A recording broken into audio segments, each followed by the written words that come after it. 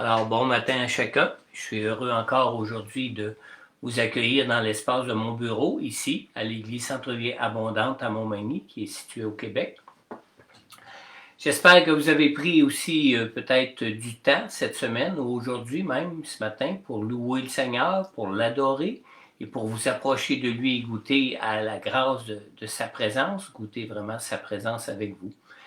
Ce matin, ce que je crois que le Seigneur a placé sur mon cœur pour nous, pour cette semaine du 17 mai, est un message qui concerne la prière. Bien que le Seigneur Jésus était lui-même Dieu, on sait qu'il cherchait souvent à se retrouver seul pour prier. Mais ce qui est étonnant de Jésus, c'est qu'il priait avec ferveur. Il priait avec ferveur, surtout quand il se retirait seul pour prier. On lit à cet effet dans Hébreux au chapitre 5 et au verset 7. Je vais vous inviter à ouvrir vos Bibles avec moi dans Hébreux chapitre 5 au verset 7. On va lire ici le verset 7 où ce que ça dit: pendant sa vie terrestre, Christ a présenté avec de grands cris et avec larmes des prières et des supplications à celui qui pouvait le sauver de la mort. Et il a été exaucé à cause de sa piété. Prenons le temps de prier nous-mêmes quelques minutes pour offrir ce temps de partage de la parole de Dieu au Seigneur ce matin.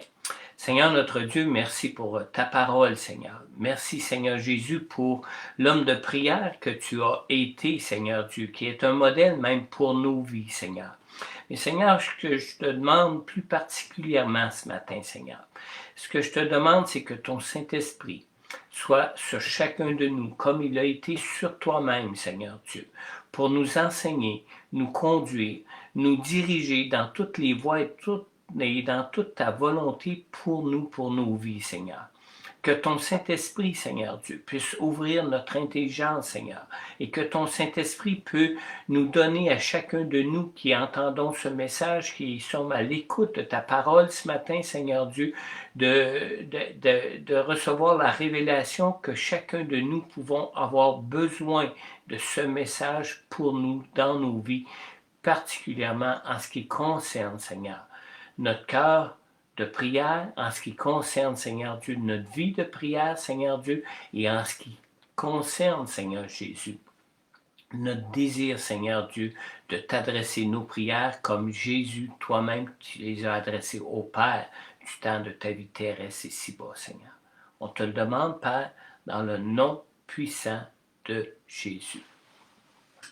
Alors, on vient de lire que Jésus adressait à Dieu des prières et des supplications avec de grands cris et avec larmes. Alors, la prière, c'est un moyen de grâce.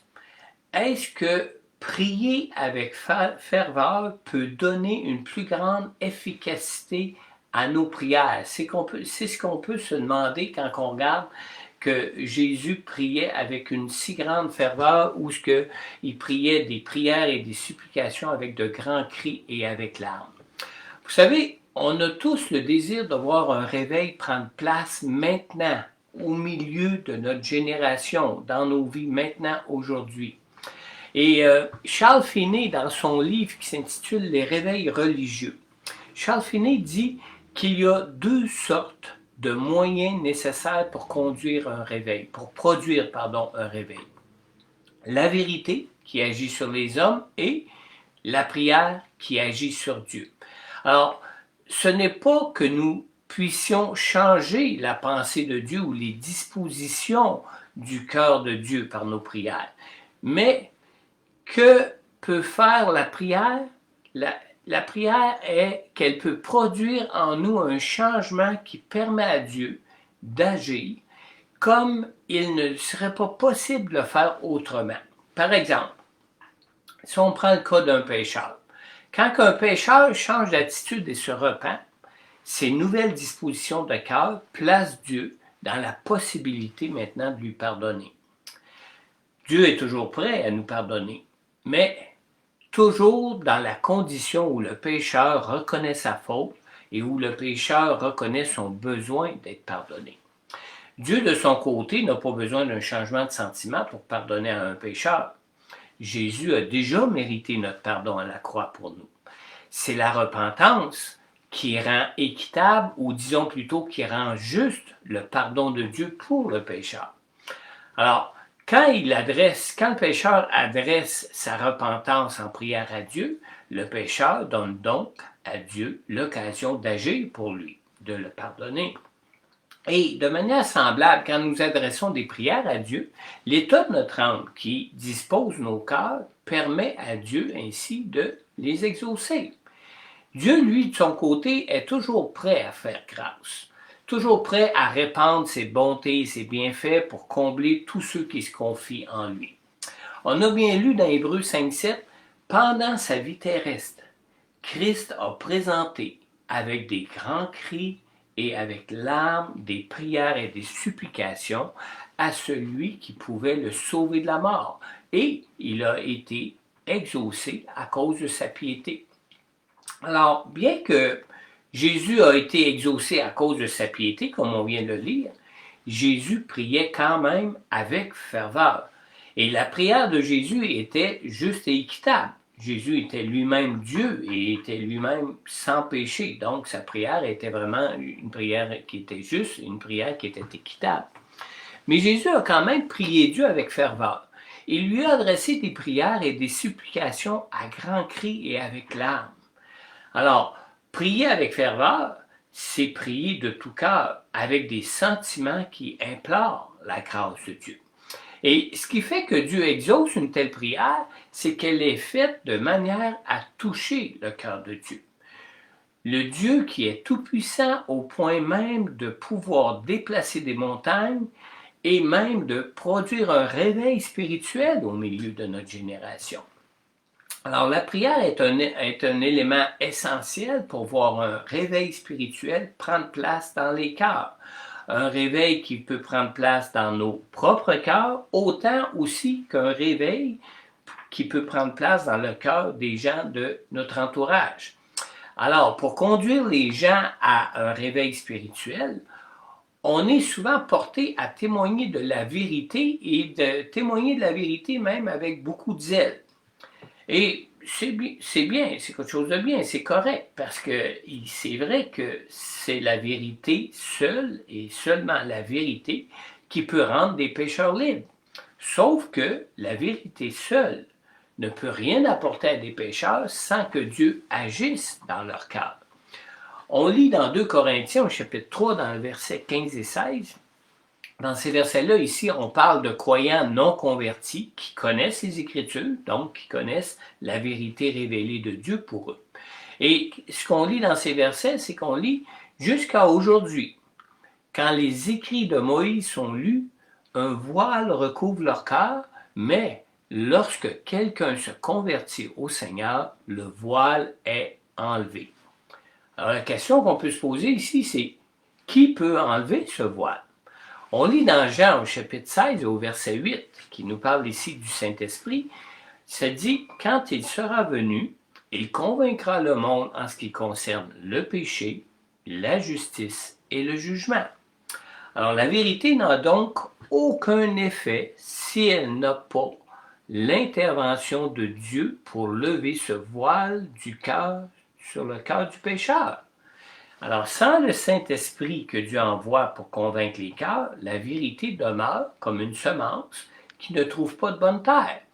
Un peu comme dans la parabole du semeur, où ce que ça dit que ça peut être une semence qui est semée comme le long d'un chemin que le diable enlève. Comme une semence aussi qui tombe sur un sol pierreux qui sèche. Comme une semence aussi qui tombe au milieu des mauvaises herbes et qui finit par être étouffé. Alors, il nous faut nous rappeler que Dieu agit toujours en réponse à nos prières. Quand avons-nous prié, Seigneur, dernièrement, parce que nous avions un cœur de compassion, un cœur de bienveillance, comme celui de Dieu, comme celui de Jésus, pour voir une personne être sauvée? Quand? Charles Finney, vous savez, c'était un prédicateur des années 1800.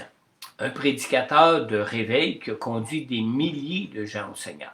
Et quand Charles Finney arrivait dans une ville ou dans un lieu quelconque, d'un simple regard, juste par son regard, les gens tombaient sous une conviction de péché et les gens changeaient d'attitude. Maintenant, il y avait des raisons à cette conviction qui conduisait les gens à se repentir. Et la première raison, pardon, est que Charles Finney était lui-même un homme de prière.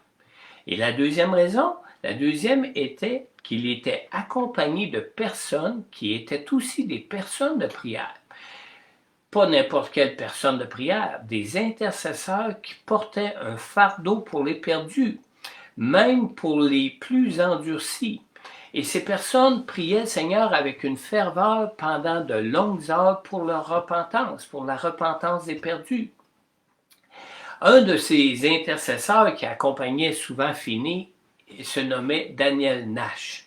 Daniel Nash a vécu de 1775 à 1831 et s'est trouvé dans cette même époque où ce que Charles Finney a été un prédicateur qui a conduit des milliers de personnes dans un réveil extraordinaire pour connaître le Seigneur.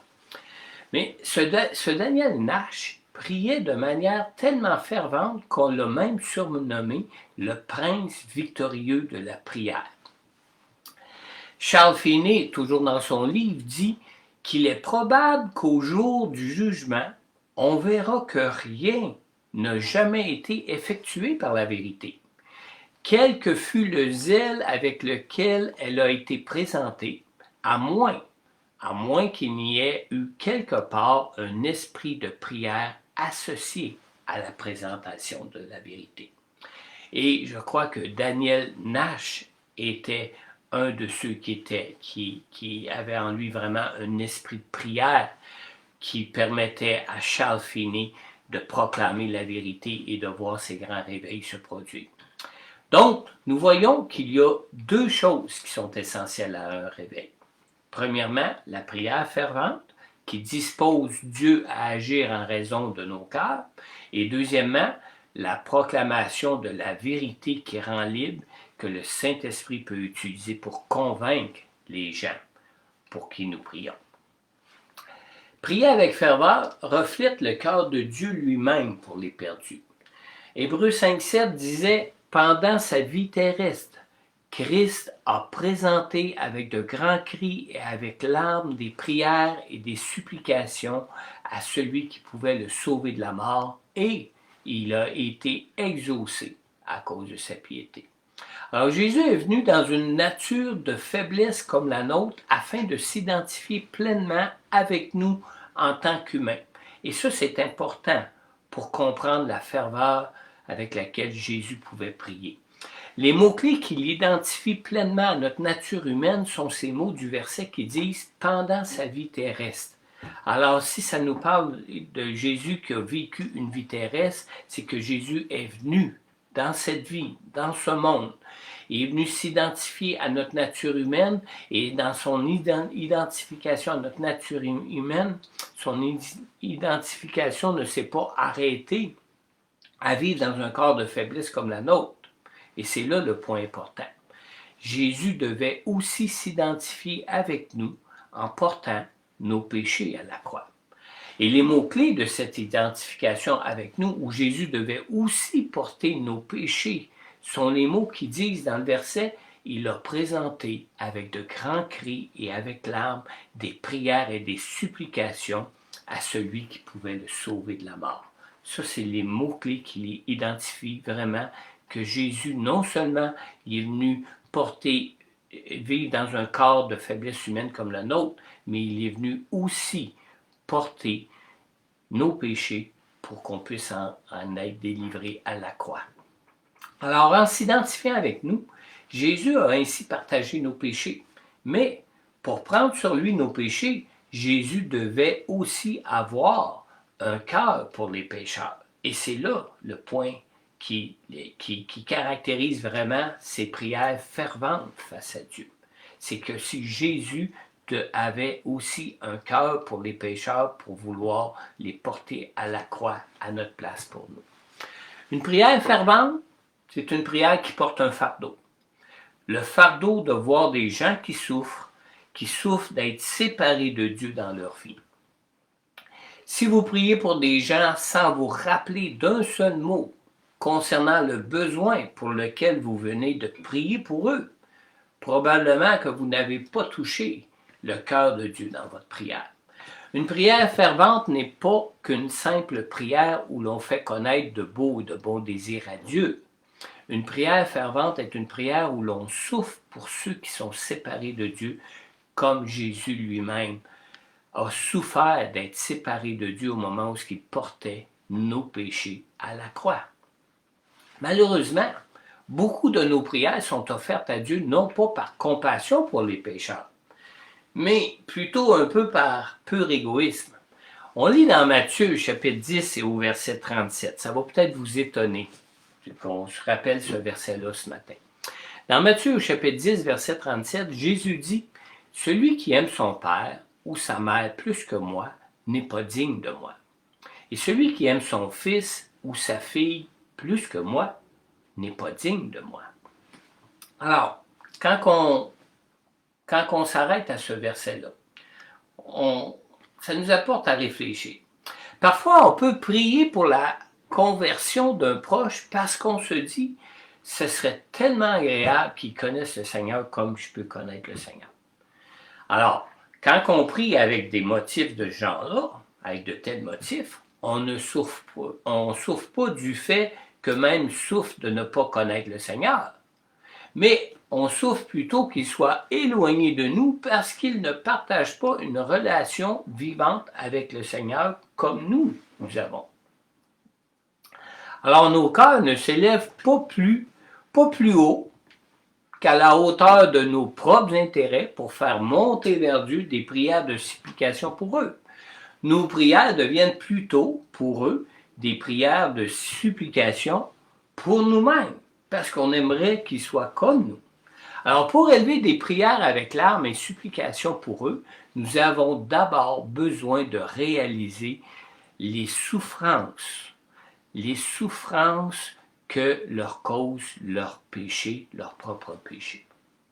Vous savez, il n'est pas étrange pour un chrétien rempli de l'Esprit de prier avec ferveur comme Jésus pouvait prier. Comme on l'a lu dans Hébreux 5,7, pendant sa vie terrestre, Christ a présenté avec des cris, avec de grands cris et avec larmes, des prières de supplication à celui qui pouvait le sauver de la mort. Et il a été exaucé à cause de sa piété. Jésus était rempli d'un esprit d'amour et d'intérêt pour les autres. Comme lui, de même, nous aussi, nous sommes habités et animés du même esprit que celui de Jésus. Le Saint-Esprit de Dieu qui conduisait Jésus, qui inspirait Jésus et qui lui donnait d'avoir un cœur comme celui de Dieu. Agoniser dans la prière pour notre salut et pour le salut des autres, c'est une chose qui est donc normale lorsque le Saint-Esprit est sur nous. C'est le même esprit que celui qui était sur Jésus. Le Saint-Esprit de Dieu peut-il nous demander maintenant de prier avec une telle intensité? Oui. Oui, pourquoi? Parce que c'est Dieu lui-même qui a choisi l'expression qui décrit même ce genre de prière intense. On lit dans Galates au chapitre 4 et au verset 19, la parole de Dieu dit ici « Mes enfants, j'éprouve de nouveau les douleurs de l'accouchement pour vous, jusqu'à ce que Christ soit formé en vous. » On parle ici d'une expression qui dit « les douleurs de l'accouchement pour vous ». On retrouve souvent dans le Nouveau Testament l'expression « douleur de l'accouchement » ou « douleur de l'enfantement », dépendamment de la version de Bible que vous utilisez. Mais à chaque fois qu'on retrouve cette expression dans le Nouveau Testament, cette expression réfère toujours aux souffrances ou à des souffrances qui résultent du péché. Cette expression décrit même très bien les sentiments réels que Dieu lui-même ressent pour les pécheurs endurcis. Maintenant, selon la profondeur de l'œuvre de conviction du Saint-Esprit sur les pécheurs, en réponse même à des prières ferventes, il y a certaines manifestations qui peuvent être certaines manifestations dérangeantes qui ont toujours été fréquentes dans les réveils au cours de l'histoire. Pourquoi c'est dérangeant? Parce que il y a vraiment des douleurs d'enfantement qui sont ressenties au moment où on ressent vraiment les souffrances du péché sur nous. Par exemple, dans les grands réveils en Écosse, de nombreuses personnes étaient souvent accablées d'une angoisse qui était extrême. Certains semblaient même en mourir. Alors, quand une âme se trouve sous un tel poids de souffrance, cette âme-là doit être soulagée. Mais c'est Dieu qui laisse ce fardeau peser sur les âmes afin de les pousser à les emmener à lui pour recevoir un soulagement. Dieu est toujours disposé à les recevoir, puis à les recevoir même sans tarder, sans délai aucun. Mais qu'est-ce qui fait que des fois cette angoisse-là est ressentie si longtemps? C'est que à cause de la résistance. Dans leur résistance, certains résistent jusqu'à ce que le fardeau de leur culpabilité devienne insupportable avant d'arriver vraiment à s'abandonner au Seigneur. La prière fervente crée aussi un lien qui devient un lien étroit, une relation profonde entre Jésus et son Église. C'est comme si Jésus venait répandre son cœur sur chaque membre de son Église pour l'emmener à œuvrer à son tour comme Jésus lui-même le fait. Il le fait même pour nous. Alors, en répandant son cœur sur nous, il nous donne ainsi de ressentir les mêmes sentiments que lui-même éprouve envers les pécheurs. Et ce travail d'enfantement qu'on ressent dans la prière fervente crée aussi un lien précieux entre les chrétiens et les nouveaux convertis. Ce travail marque ceux qui prient, d'un amour qui va être même un amour semblable à l'amour d'une mère pour son enfant, pour son premier-né particulièrement. Maintenant, en ce qui nous concerne personnellement, cherchons-nous à être remplis de l'Esprit de Dieu, du même esprit qui animait Jésus pour ses prières ferventes. Cherchons-nous à être remplis de cet esprit pour lui adresser des prières ferventes pour un réveil dans nos cœurs et dans le cœur des gens qui nous entourent. Laissez-moi vous parler de cette histoire. C'est l'histoire de John Knox. John Knox est un réformateur du 16e siècle qui se trouvait en Angleterre. John Knox était réputé pour la puissance de ses prières. Tellement que la reine d'Angleterre, la reine Marie Tudor, avait l'habitude de dire qu'elle craignait les prières de John Knox plus que toutes les armées d'Europe. Imaginez. On dit même de John Knox que la ferveur de ses prières pour ses compatriotes l'empêchait souvent de dormir des nuits entières. Et une nuit, justement alors qu'il priait avec de ses amis, il s'arrêta soudainement et il leur dit spontanément, la délivrance est arrivée. Effectivement, la reine d'Angleterre venait subitement de décéder. Donc, toutes les souffrances dans cette vie et toutes les souffrances dans ce monde sont des conséquences du péché. Combien nous avons besoin d'en ressentir le fardeau de ces souffrances pour prier pour un réveil. Un réveil pour voir des pécheurs se réconcilier avec Dieu. Dans Ésaïe au chapitre 53, on lit au verset 11 qui est une prophétie sur Jésus, Jésus notre Messie. Je le lis dans la version de la Bible de seconde 1910. On lit ici, à cause du travail de son âme, il rassasiera ses regards. Mon serviteur juste justifiera beaucoup d'hommes, et il se chargera de leur iniquité. Ici, quand on lit à cause du travail de son âme, on peut reconnaître que Jésus a éprouvé les douleurs de l'enfantement pour nous, et on sait, comme le dit la parole de Dieu, qu'il continue encore maintenant d'intercéder pour nous. Alors pour nous, éprouvons-nous, nous aussi, ces mêmes douleurs pour prier avec ferveur pour ceux que l'on aime, pour ces perdus que l'on aime, qu'on aimerait voir être sauvés.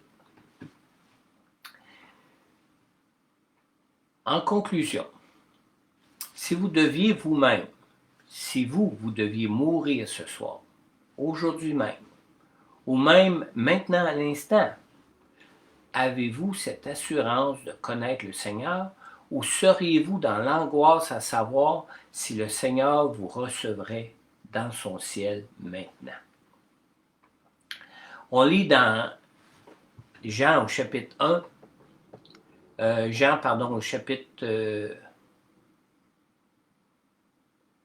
au chapitre 5, au verset 28 et 29. Jean chapitre 5, le verset 28 et 29, je m'excuse. Jésus nous dit ici que l'heure vient où tous ceux qui sont dans les tombeaux entendront sa voix et en sortiront. Écoutez bien, ça dit, ceux qui auront fait le bien ressusciteront pour la vie, mais ceux qui auront fait le mal ressusciteront pour le jugement. Alors, je répète ma question. Avez-vous cette assurance, cette conviction maintenant en vous que vous êtes enfant de Dieu? Si vous n'avez pas cette assurance, laissez le Saint-Esprit de Dieu maintenant parler à vos cœurs. Laissez-le vous montrer votre besoin de Jésus pour recevoir le pardon de Dieu qui vous appelle à vous confier en lui pour votre vie. Si vous n'avez pas cette assurance d'aller au ciel au moment où vous quitterez cette vie terrestre, je vais vous inviter maintenant à faire cette prière au Seigneur pour lui confier votre vie. Donc, maintenant, si vous reconnaissez que vous êtes pécheur, comme tous les hommes et les femmes de ce monde le sont, si vous reconnaissez que Jésus a souffert pour vous à la croix les conséquences de tous vos péchés pour votre pardon, maintenant, si vous voulez sincèrement inviter Jésus à être votre sauveur pour votre vie ici-bas, comme pour la vie éternelle à venir, simplement répétez cette prière après moi. Courbez vos têtes, fermez vos yeux, adressez-vous d'un cœur sincère au Seigneur en disant « Père céleste, je crois en ton amour.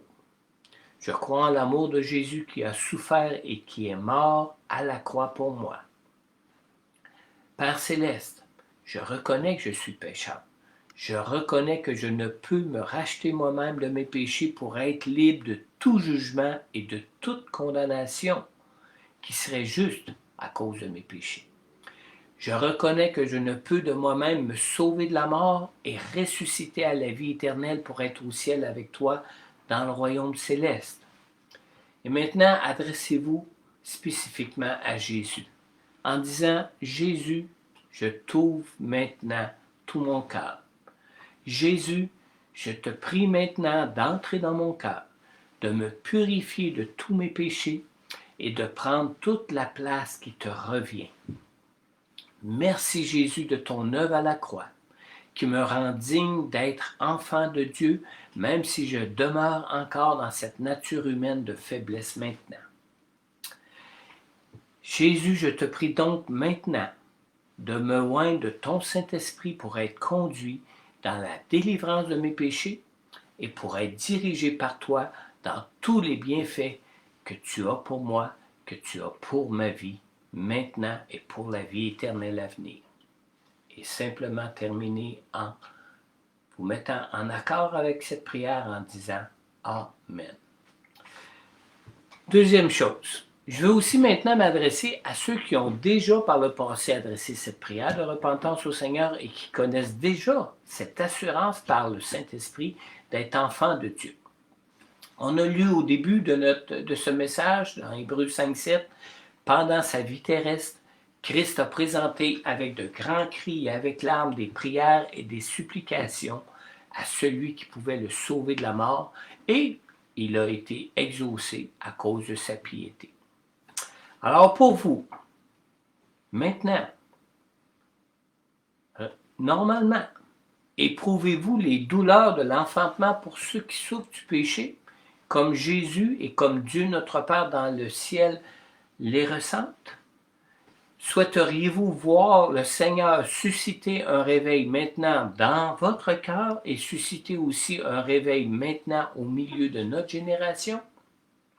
Vous savez, on lit dans Jean au chapitre 14, dans les versets 13 et 14, Jésus nous dit, et c'est Jésus qui parle, « Tout ce que vous demanderez en mon nom, je le ferai afin que la gloire du Père soit révélée dans le Fils. » Et au verset 14 même, Jésus nous répète, « Si vous me demandez quelque chose en mon nom, je le ferai. » Alors maintenant, quel que soit votre cas, je tiens à vous encourager à adresser cette prière au Seigneur maintenant. Confiez-lui simplement ceci de tout votre cœur, en disant, « Seigneur Jésus, merci de changer mon cœur. Seigneur Jésus, merci de me donner un cœur comme le tien pour me rendre semblable à toi en toutes choses. Seigneur Jésus, merci aussi d'être à la droite de Dieu dans les cieux maintenant pour prier, pour intercéder pour moi auprès du Père. Seigneur, je veux te confesser maintenant mon manque de ferveur dans mes prières. Je veux aussi te confesser mon manque de compassion pour tous les perdus. Je te demande donc, Seigneur mon Dieu, de me pardonner et de me donner dans ta grâce la transformation que j'ai besoin dans mon cœur pour t'élever les besoins de ceux qui sont perdus. Je te le demande, ô Dieu, dans le précieux nom de ton Fils Jésus. Et si vous êtes en accord et vous avez fait cette prière avec moi, simplement terminez en disant Amen. Maintenant, si vous avez sincèrement adressé l'une de ces prières à Dieu de tout votre cœur, n'hésitez pas à me le faire connaître. Je suis là pour vous assister dans votre marche, dans ce cheminement de vie, dans la relation de foi que vous avez maintenant avec Dieu en Jésus-Christ. Vous pouvez me trouver sur Facebook en trouvant l'Église. Vous pouvez aussi prendre contact directement avec moi en visitant le site web de l'Église, en allant à www.églisecentrevieabondante, tout ensemble.org. Vous pouvez aussi le faire en appelant au bureau de l'Église au 418-248-9292. Notez quand même que le bureau de l'Église est présentement fermé, alors simplement laissez votre message sur le répondeur. Dès qu'il m'est possible, je vous retourne votre appel. Par ailleurs, si vous désirez peut-être soutenir financièrement notre Église dans notre appel d'annoncer la bonne nouvelle du salut de Dieu qui nous est offert en Jésus, vous pouvez le faire de 3 façons. La première façon, c'est que vous pouvez le faire sans frais en allant sur notre site internet de l'Église, comme à l'adresse que je vous ai donnée tantôt, à www.églisecentrevieabondante.org. Et sur la page d'accueil, vous trouverez un bouton en haut et à droite de la page où c'est marqué « Faire un don ». Vous n'avez qu'à cliquer sur ce bouton et vous serez dirigé vers un formulaire à remplir pour effectuer un don au montant de votre choix. Vous pouvez donner aussi sans frais par transfert bancaire en ligne. Il vous suffit pour le faire de nous envoyer votre adresse courriel et sur votre demande, nous vous enverrons les coordonnées du compte bancaire de notre Église et la procédure à suivre pour le faire. Et la dernière façon, c'est que vous pouvez aussi donner en ligne en allant sur canadon.org. Une fois arrivé sur ce site, vous inscrivez le nom de l'Église dans la barre de recherche pour bien identifier notre Église. Le nom à indiquer est Église Centre-Vie Abondante. À ce moment-là, vous allez avoir un onglet qui va vous donner le nom et l'adresse de notre Église. C'est facile à nous reconnaître. Nous sommes situés à Montmagny. Nous nous trouvons au Québec, dans la province du Québec. Et pour terminer, merci d'avoir été là avec nous pour entendre ce partage de la parole de Dieu sur l'importance de prier avec ferveur. Je vous donne rendez-vous la semaine prochaine pour être à nouveau à l'écoute de ce que le Seigneur notre Dieu veut nous faire connaître pour nos vies et peut-être aussi pour notre soif, comme ce matin, de voir prendre un réveil, prendre place dans nos cœurs.